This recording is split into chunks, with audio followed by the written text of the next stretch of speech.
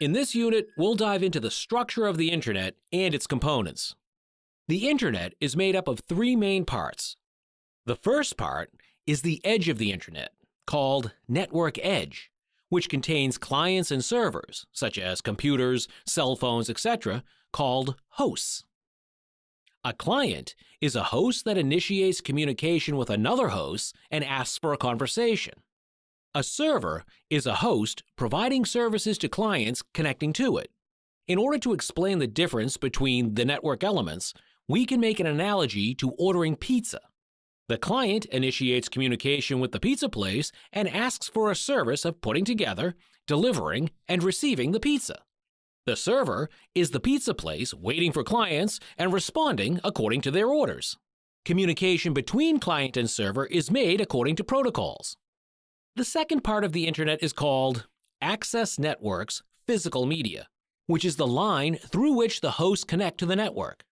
This line can be a combination of a wired and a wireless lines.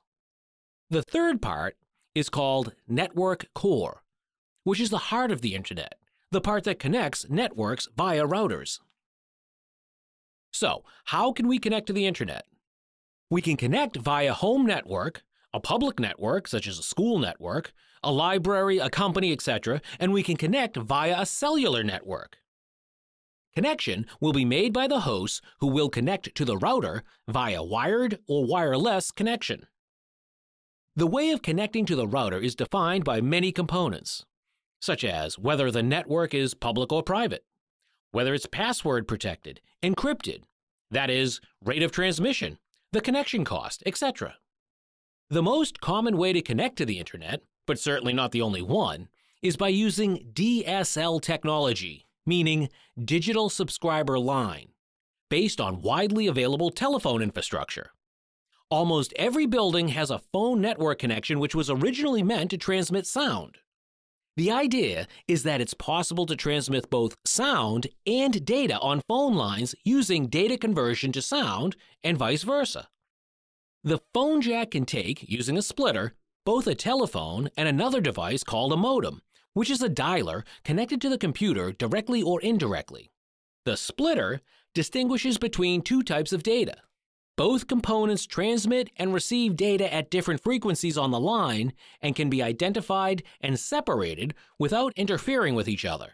Outside the building, there is a central office to which many buildings are connected, and its goal is to identify and separate the transmission so that the telephone transmissions are passed to the phone network, whereas the data transmission to the Internet and directly to the provider.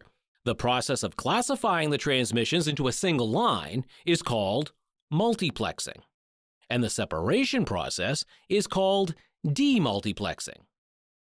Another way to connect to the Internet is through the cable network, which are also widely available, though less than the phone one.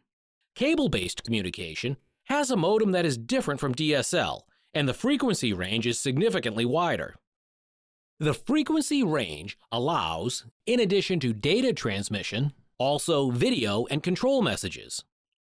Additionally, this range allows for a larger amount of networks to be connected to cable technology so that each network works on different frequencies without disrupting transmissions. Unlike in DSL, the cable network has no central office, since the infrastructure was not intended to transmit sound and therefore connects directly to the Internet provider.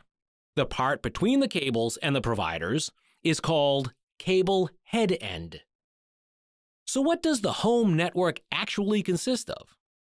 The home network consists of hosts, such as computers, smartphones, and other components that can connect to the network, such as cameras, sensors, etc. Additionally, the network includes a DSL or cable modem which communicates with the central office or the head end, depending on the connection method. Likewise, there is a router, whose job is to route the information to the right destination, which can be accessed via a cable or an additional component which allows wireless connection through antennas. Usually, these components are placed inside a box which contains other technologies in addition to what we've mentioned here, which we'll learn about in the future. Each of the connections has a different data transmission rate according to the limitations of the hardware and software. Enterprise Access Network, Ethernet. Companies, corporations, universities, and so forth can operate in the way we've previously mentioned due to the large number of participants, large physical area, and the amounts of data transmitted to and from the organization. The usual method is dividing the internal organizational network into departments by using components called switches. This method subdivides the network in a hierarchical or distributed way according to the need of each organization, so that each part of the network can sit in a different location, such as a different floor or even a different building. The transmission rates of wired lines are significantly higher than the wireless transmission rates. Therefore, the connection between the router and switches will be wired, whereas the host connection can be wired or wireless, just like in a home network. In a wireless connection, the host can be inside or outside a building. A connection inside a building is called wireless LAN. That is, Wireless Local Area Network. It has varying protocols and bandwidth based on the technology and the infrastructure. Connections outside of buildings at a wider spread are provided by the cell phone companies with antennas that can reach distances of dozens of kilometers, and which also have varying protocols and bandwidths based on the technology and the infrastructure. In this unit, we have learned about 2 out of the 3 main parts of the Internet: network edge and access networks, physical media. In the next unit, we'll learn about the 3rd part, which is called network core.